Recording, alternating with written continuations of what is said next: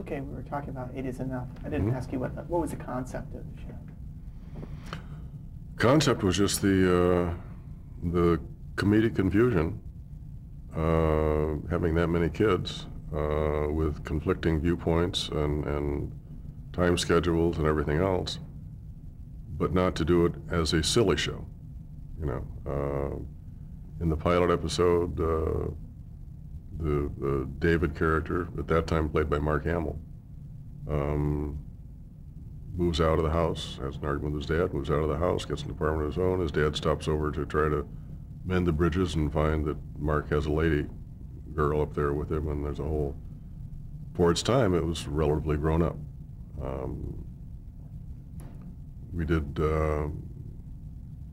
one show I particularly enjoyed was a show where the Lanny O'Grady character is, starts dating a black guy, played by Cleavon Little. Pleasant, affable, funny, just the best guy in the world. But the Dick Van Patten character is just, well, you're just planning into trouble. You're just, it's a hard life anyway, and now you're making it even harder on yourself, so forth and so on. Says things that a lot of white dads at that time would have said.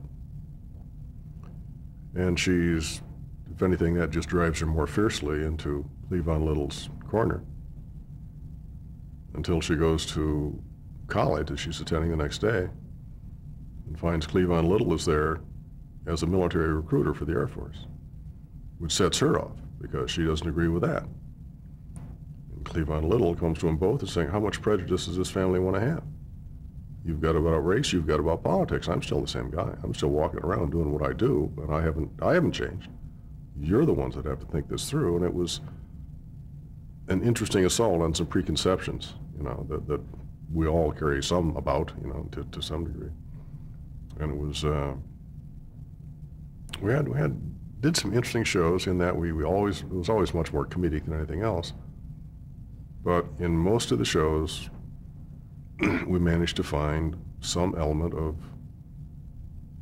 serious reality to check in. In the pilot, I recall the Dick Van Patten character saying to his kids, and this is paraphrasing, it's been a while, when I got married, I knew I had to give up a lot of privileges. I had to give up the privilege of staying out all night with the guys and going around the bars and stuff. I don't have to give up any rights, though. I've got a right to privacy, and you can't intrude on that. I've got a right to hear myself heard, and I've got an obligation to listen to you, and some of the other stuff is a privilege, and I'm willing to give that up, but I don't give up any rights as a human being, because I didn't want the guy to be Dagwood, you know, kind of the bumbling TV dad. And so to that degree, it worked out well. It got silly as it went on.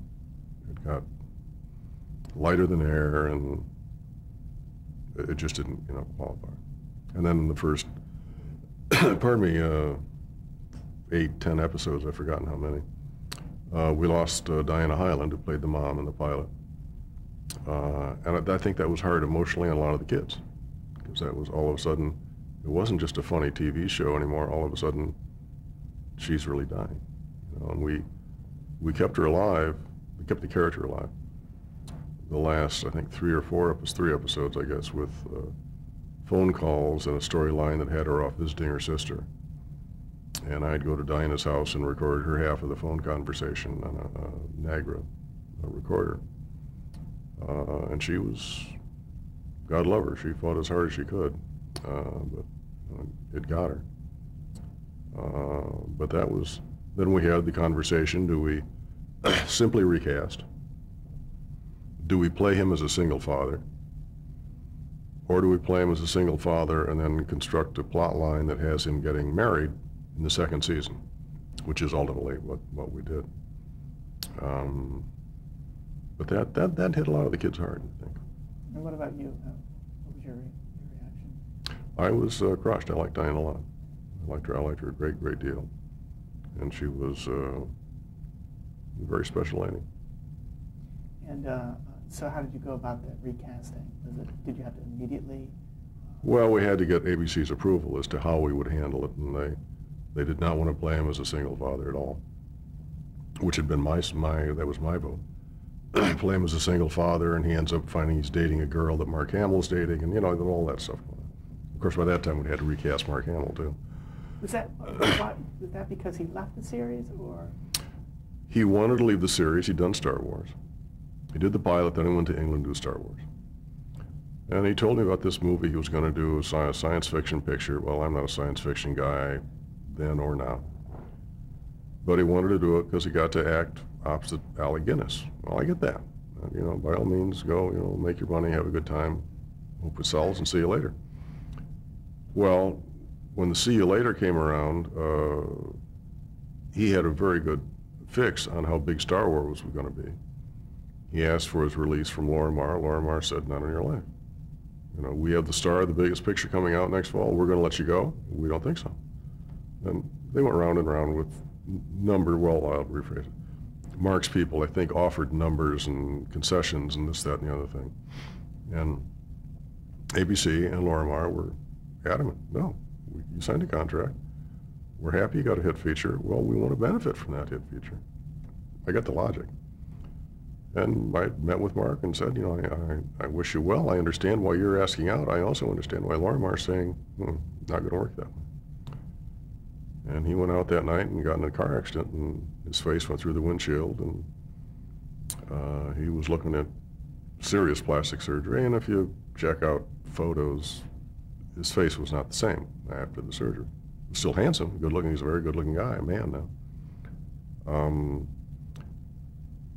That certainly wasn't conscious. Was there some kind of unconscious thing going on? I'll never know. But it just seems an odd coincidence, put it that way. But so that just prevented him from doing. Is that right? That's right. That's right. Then it became a moot point. We couldn't use him. You couldn't put him in front of the camera for a year at least. And Grant Goody was very good. Who replaced him? Grant was terrific. You were talking about the casting of Betty Buckley. I had little, if anything, to do with that. Because by that time, when Diana passed away, we'd already dealt with the Mark Hamill, Grant Goody transition. And I was off doing my creative consultant thing while other people were doing the show. I had helped them with the storyline that involved this character coming in. But in terms of reading Betty or anything like that, no, I was not involved at all.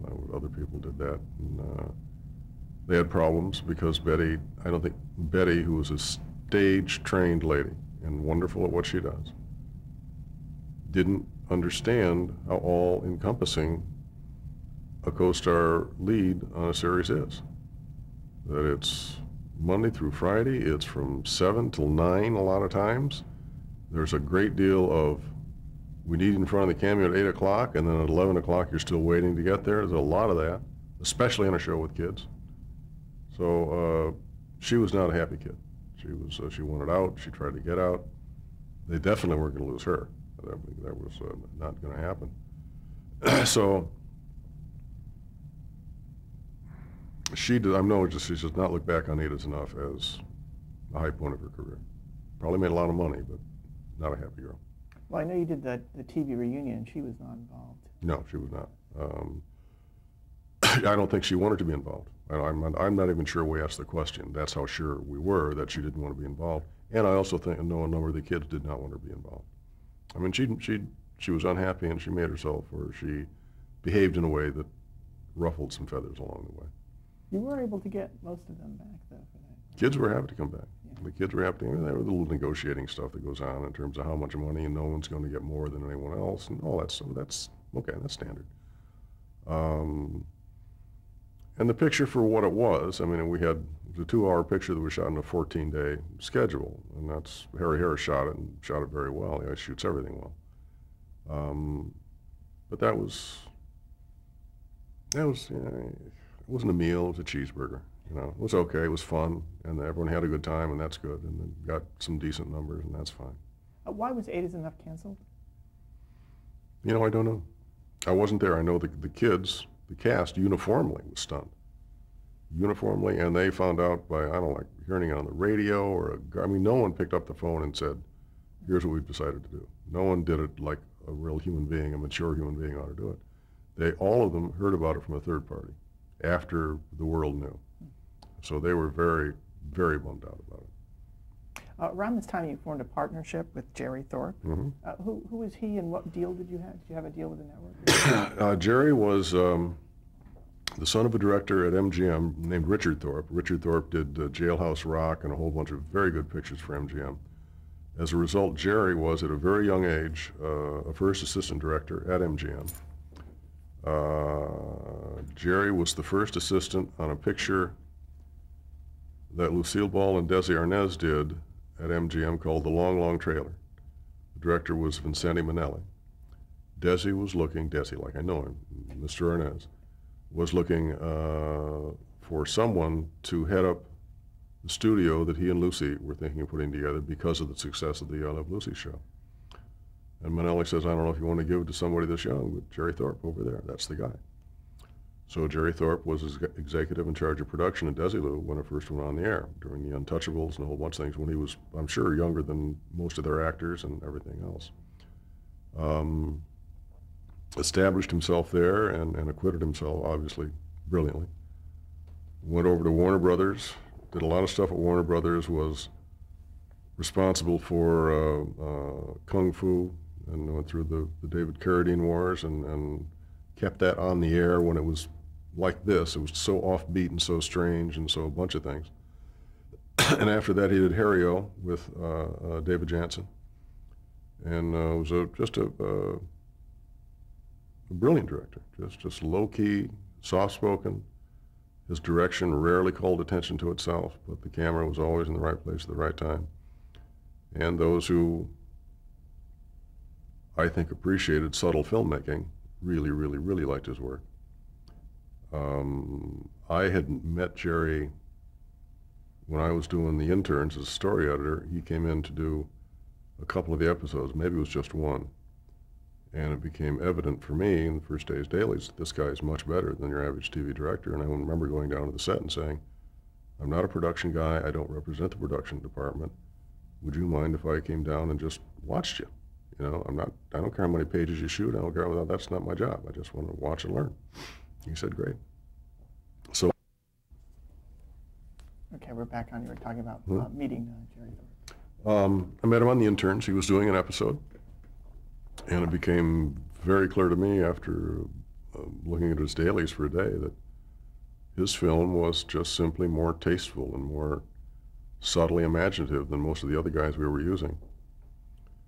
And I went down to the set and asked him if he'd mind if I came down and watched him, stressing that I was not a spy from the production office, but I just wanted to see what he did. So we had a friendly, respectful relationship. Then we wound up at with the same agent, Leonard Hanser, rest his soul.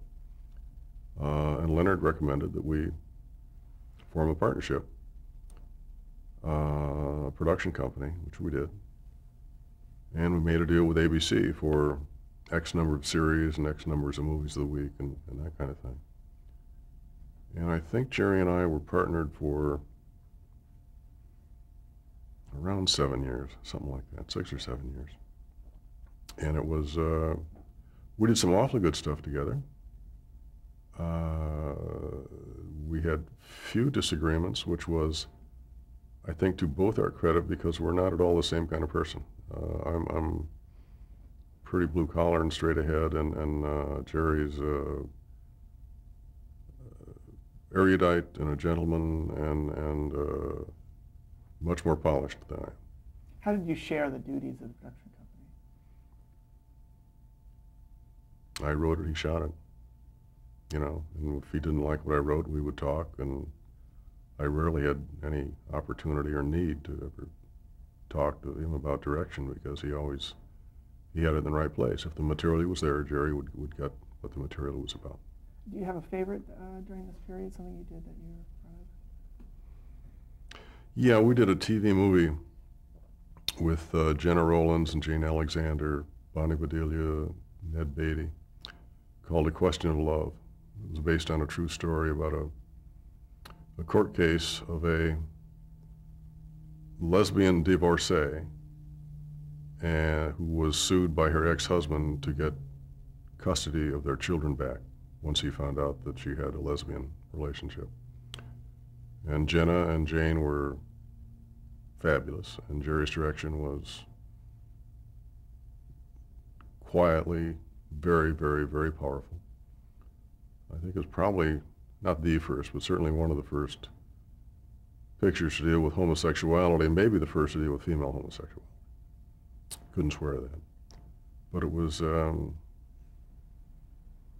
Judith Christ, who at that time was reviewing for a TV Guide, said this is a picture about homosexuality that you should view with your children. Wow. I don't need more than that. You know, that's real good. We go ahead. Did you hear from the real life people? Oh yes, yeah, we talked to them all the time. Not all the time. We had to talk to them at some length. We went down to Dallas, which is where they lived and where the case took place. Met with them, talked with them, met with two of the kids. One of the kids was with his father and did not want to be part of that meeting. Fine. You got a sense of the place, the people, but it was the only difficult part, not so much difficult for me as it was for the actors and actresses. Once we got into the trial itself, we could not deviate from the transcript. If that's what she said and that's the order in which she said it, that's what Jenna or Jane had to deal with. That's what all our actors had to deal with. Who made that stipulation? It was a legal stipulation. I think having to do with avoiding a lawsuit from the husband/father. But it ended up helping. It was difficult to get down on paper, but I think it probably ended up helping us because it gave us a veracity of tone that a lot of courtroom dramas don't have.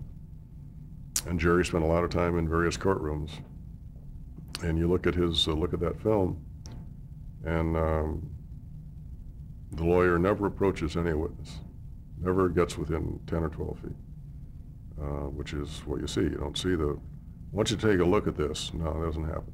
It happens after may I approach, but it does not, the lawyer does not have free rein. And it was oddly very, very, very effective because it allowed Jerry to use some editing that you wouldn't normally use. If you can move your actor around into a close-up, you don't do that. Well, we edited into close-ups, and it was a good picture. It was a very good picture. And she loses. She does lose. She does lose. She does lose. Yeah. What was the reaction of the gay community to that? It was very positive. It was very positive. I don't think they felt used or abused or misrepresented at all. Do you think it had an impact in the consciousness? No, I don't. I don't see a lack of, or a lessening. Maybe there is a lessening. There's a lessening of knee-jerk resistance to the homosexual lifestyle or portrayal of homosexuals or equal rights for homosexuals. There's a lessening. So if that had some small impact, hooray, hooray.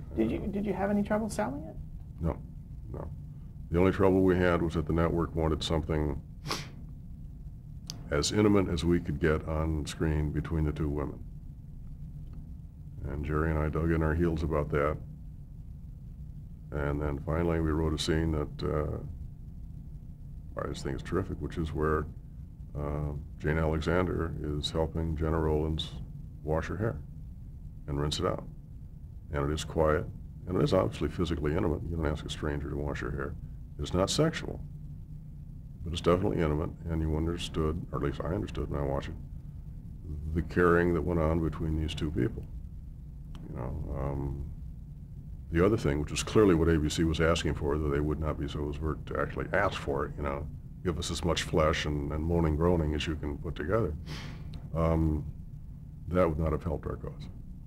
Did the mother character, was that based in fact that she was angry at the Jenna Rollins character and then kind of later came around? I don't think she was angry at Jenna Rollins. I think the lady was, and I'm trying to read her mind here, so this may not be fair. She was a pretty burly, broad-shouldered, straight-ahead Texas lady. Jenna, first of all, can play anything. She's a total joy as a human being. but she's also very beautiful. She's semi-glamorous. Even at her present age, she's semi-glamorous.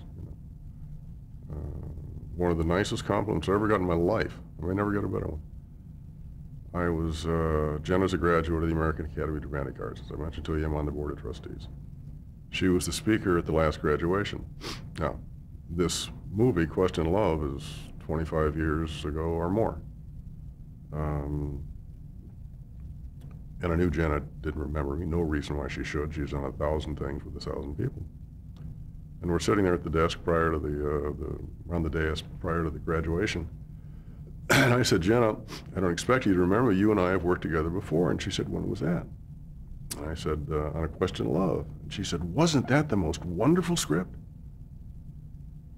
And I didn't know what to say or how to respond. And she said, didn't you like it? I said, Jenna, I don't know what to say. I wrote the script. It's hard to respond to that.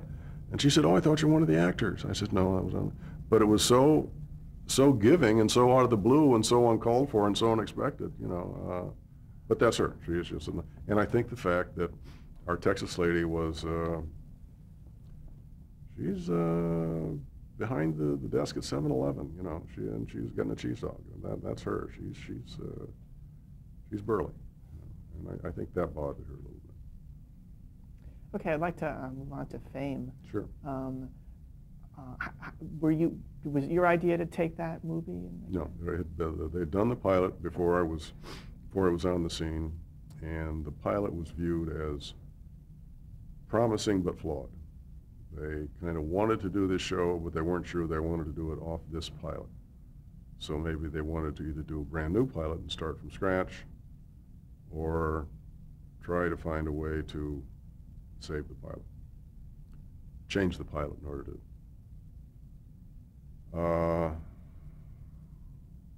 My name was raised at the network by who I don't know. I told my agent I'd be most interested mainly because I love going to, again, not to make this a commercial, the American Academy, because I find myself reinvigorated by the kids. They're fun to be around, they're enthusiastic, they're stupid as you can get, and in all that there is so much to be learned. And I said, so if you're talking about doing a school about that teaches performing, yeah, I said, I'm really interested in that. So we made the deal, and I looked at the pilot, and I said, I think you can change the pilot without throwing out the baby with the bathwater. So we made some changes, made some couple casting switches, nothing huge, but a few. And that got the thing sold. You know. So you changed the focus onto... No, we changed a couple of the characters. We brought in we expanded the role of the Laurie, the girl who played the cello.